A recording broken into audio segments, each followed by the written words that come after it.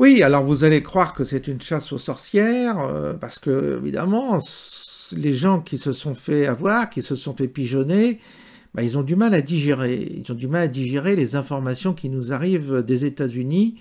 Et maintenant, c'est la France qui va commencer à se mettre au diapason, parce que là, ça y est, il commence à y avoir des cas. En tous les cas, on a un cas, Mélanie, qui a été révélée comme maladie de Charcot due au vaccin. Alors il y a Marc Doyer qui s'exprime, qui porte la polémique sur Geoffroy Lejeune. On va écouter. Geoffroy Lejeune, c'est pas le pire des journalistes. Moi, je serais assez clément vis-à-vis de lui parce qu'il a quand même soulevé la question. Il l'avait soulevé quand même à l'époque, un peu, en tous les cas timidement, certes, mais il faisait pas partie des plus enragés, de ceux, en tous les cas, qui nous ont quasiment terrorisés en nous disant qu'on était des fous, des salauds, à enfermer parce qu'on voulait pas se faire vacciner. Bah aujourd'hui, c'est le boomerang qui va leur arriver à tous ces gens-là, parce que on va pas se laisser faire et on va diffuser l'information, et c'est pour ça que je vous en parle aujourd'hui. Alors on va écouter l'histoire, à l'époque, qui porte à polémique, c'est quand Geoffroy Lejeune, justement, il dit on n'avait pas le droit à l'époque. Petite séquence sur CNews. On s'est tous vaccinés. Pas tous. Oui, pas tous, parce qu'ils nous ont expliqué que le vaccin empêchait précisément la transmission. En fait, moi, je me suis vacciné pour me protéger. Non, parce que vous avez un certain... autrui. Non, je suis pas d'accord avec vous.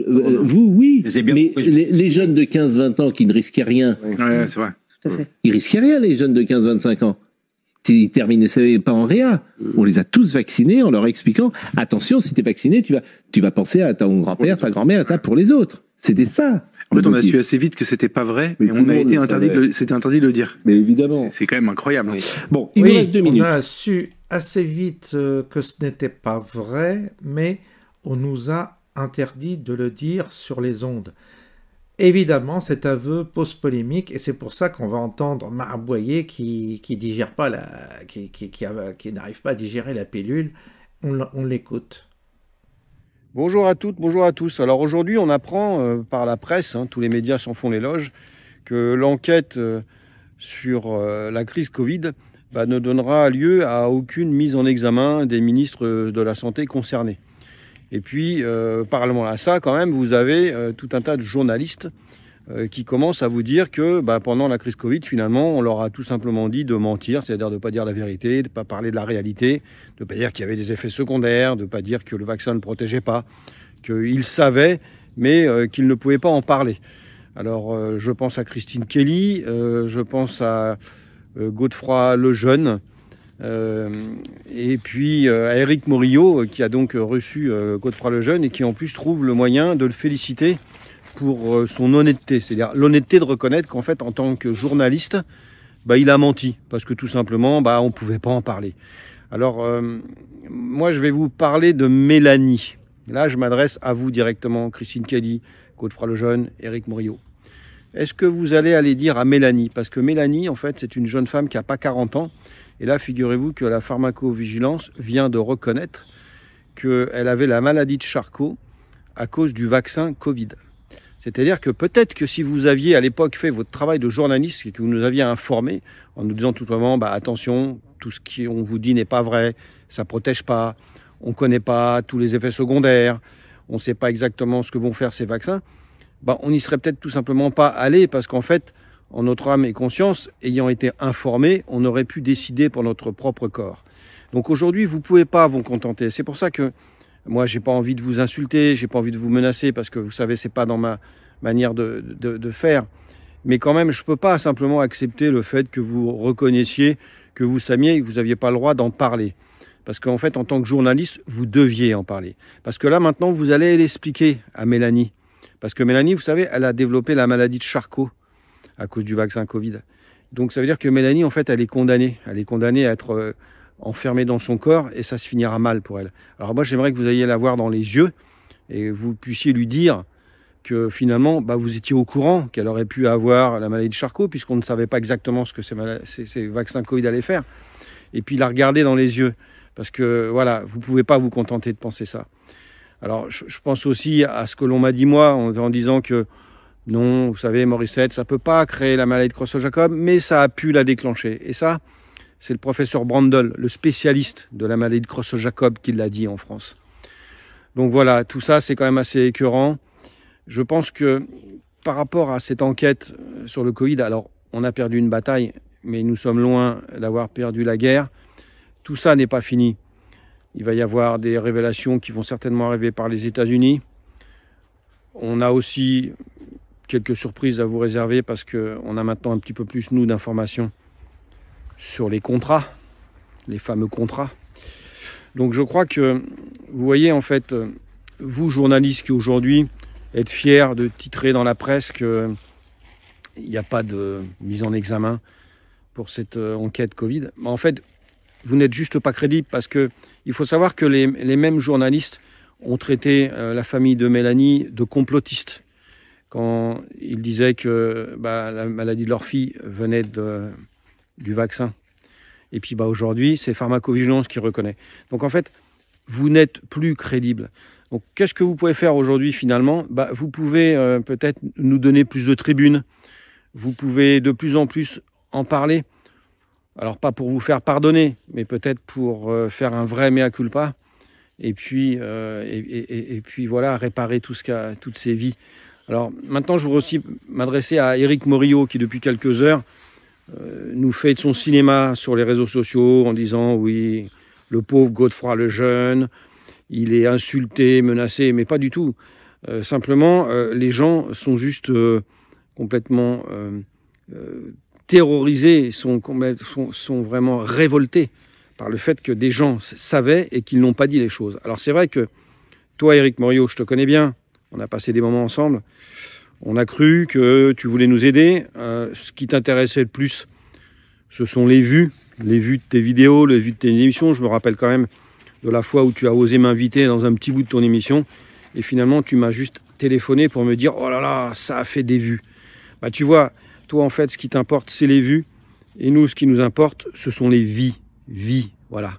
C'est autre chose que des vues. Alors, tu as l'habitude de trahir, tu as l'habitude finalement de te débiner quand ça commence à devenir compliqué. Il y en a d'autres qui ont plus de courage que toi. Je pense à Myriam Palomba, je pense à André Berkoff, je pense à Pascal Pro, je pense à Cyril Hanouna, je pense aussi à cette jeune femme qui présente le journal dans le groupe de médias où toi tu fais tes vies liberté. Voilà, il y a plein de gens qui finalement font les choses simplement avec sincérité, avec amour. Voilà, maintenant, ce que je tenais à vous dire, c'est que, bien sûr, on ne va pas se laisser faire. C'est compliqué parce que vous savez, à chaque fois qu'on apprend ce genre de choses, moi personnellement, ça m'enfonce de jour en jour dans le pire du pire. Parce que c'est compliqué tout simplement de vivre sans les proches que l'on aime, que l'on a aimés, et surtout de s'apercevoir que tout ça aurait pu être évité. Et puis alors, il y a un article, je vais terminer là-dessus, qui est paru dans France Bleu pour justement annoncer que la pharmacovigilance avait reconnu que Mélanie avait eu la maladie de Charcot à cause du vaccin Covid. Et puis là, depuis quelques minutes, alors que je vous parle, figurez-vous que cet article, il n'est plus disponible. Donc, qui a téléphoné? L'Élysée? Le ministère de la Santé, qui a téléphoné à France Bleu pour dire « Oh là là, attention, sur les réseaux sociaux, on parle de votre article, enlevez-le ». Mais de quel droit? Mais pour qui vous prenez-vous? La pharmacovigilance a reconnu. Pourquoi vous continuez de faire de la désinformation? C'est-à-dire qu'en fait, finalement, ce sont vous les complotistes. Ce sont vous les complotistes. Voilà, et je pense que c'est lui rendre honneur de lui laisser sa parole, de respecter sa parole. Et concernant cette polémique, évidemment, c'est vraiment triste et scandaleux que des gens qui étaient au courant ne l'ont pas révélé, ne se sont pas battus comme nous pour révéler cette information. Mais soit dit en passant, nous avions la possibilité, et ça c'est Marc Doyer, je pourrais lui dire, nous avions quand même à l'époque la possibilité de nous informer. Il y a des réseaux sociaux, il y a des réseaux qui nous alertaient. Moi, c'est comme ça que j'ai fini par m'informer. Il y a quand même le prix Nobel de la médecine qui s'est prononcé sur cette question. Donc, on avait Alexandre Henrion-Caude, il y avait beaucoup de gens, beaucoup de Dr Perron, enfin, il y a eu quand même des personnes qui sont intervenues pour nous mettre en garde. Et c'est à nous d'avoir aussi une forme de discernement concernant les médias mainstream. Et évidemment, certains se sont fait avoir parce qu'ils faisaient confiance aux médias mainstream, comme aujourd'hui. Beaucoup font encore confiance aux médias mainstream concernant la géopolitique, concernant les questions de guerre, de conflit, tout ça. Sachez que nous sommes manipulés, là aussi, comme nous avons été manipulés pour le vaccin. Et donc, il est important que, à la lumière de ce qui s'est passé, que nous soyons vigilants, que nous puissions travailler sur notre propre discernement personnel. Ça oblige évidemment à s'interroger, ça oblige à s'informer, ça oblige à réfléchir. C'est tout ça qui nous est demandé, et non pas de suivre comme des moutons des médias qui nous enfument depuis la nuit des temps. Ça, c'est pour Marc Doyer, c'est ce que j'aurais envie de lui dire s'il était en face de moi. Oui, c'est dramatique ce qui s'est passé, et je sais que c'est dramatique, parce que moi-même, je suis persuadé que ma mère a eu un turbo-cancer à cause de sa 3e dose. Donc, je sais ce que c'est que de souffrir quand on a perdu un être cher. Mais je me suis battu moi-même vis-à-vis de ma famille par rapport à cette précaution que je leur ai dit d'avoir. Je n'ai pas été écouté. Alors, Marc Doyer, je comprends qu'aujourd'hui il soit révolté et remonté. Et c'est normal de se battre pour tous ceux qui ont été abusés. Mais ça doit nous conduire aujourd'hui à être très, très vigilants par rapport à toutes les informations qui passent par les médias mainstream. Nous sommes trompés, manipulés, et il y a effectivement des complots pour justement nous conduire là où nous ne devons pas aller. D'où l'intérêt, si vous voulez, de travailler et d'aider tous ceux qui réfléchissent, qui essaient justement de communiquer sur des médias alternatifs. C'est notre travail. Et c'est pour ça que parfois je trouve qu'il y a beaucoup d'ingratitude par rapport au travail qu'on essaye de faire. Et peu de gens nous encouragent, peu de gens nous permettent d'être diffusés. Parce que par fainéantise, par paresse, par laxisme, par désinvolture. Alors que à l'époque, si certains avaient suivi ma chaîne, ma petite chaîne YouTube, comme certains m'ont dit, petite chaîne, oui, petite chaîne, peut-être que si certains m'avaient écouté, eh bien, cela leur éviterait ou leur aurait évité d'être malade ou d'être décédé. Voilà, tout simplement, tout bêtement. C'était des choses que, à l'époque, qui étaient à la portée de tout le monde, mais malheureusement, j'ai été bien des fois censuré, bien que j'ai repris, j'ai insisté. Alors évidemment, aujourd'hui, les faits nous donnent raison, et moi, ça me rend triste pour tous ceux qui se sont fait avoir. Ça me rend triste, évidemment, de savoir que certains n'ont pas eu le courage, ont eu peur de révéler la vérité. Il y a eu une pression terrible, il y a eu des enjeux à l'époque terribles, et j'ai vu autour de moi des gens se cacher, savoir la vérité et ne pas oser s'affronter parce qu'il y avait des menaces,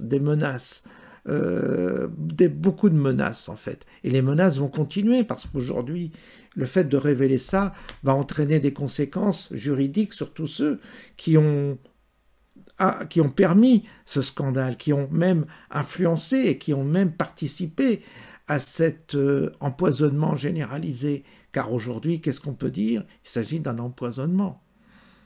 Alors, qu'est-ce qu'on fait? On les met tous en prison? C'est la question qui va bientôt se poser. Parce que quand vous empoisonnez toute une population, méritez bien entendu la prison, puisque vous savez que ce que vous injectez est un poison.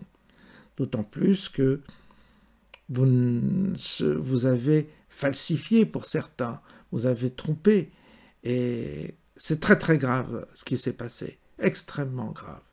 D'où aujourd'hui, on doit faire attention pour tout ce qu'on nous dit, ce qu'on nous impose, ce qu'on nous révèle, toutes nos libertés, notre liberté d'expression, c'est à nous de savoir si nous voulons la conserver ou pas. On va vers une société où l'IA va nous contrôler, où il y avoir une société de transhumanisme, on va changer l'homme, eh bien c'est à nous de savoir, c'est notre destin. C'est à nous, humains, de savoir si nous devons être maîtres de notre destin, reprendre en main notre destin, ou nous laisser couler avec des involtures dans une société de divertissement. Et pour finir, nous serons tous prisonniers et contrôlés et enfermés dans des cases dans lesquelles nous ne pourrons plus sortir. Bonne journée à tous et à bientôt.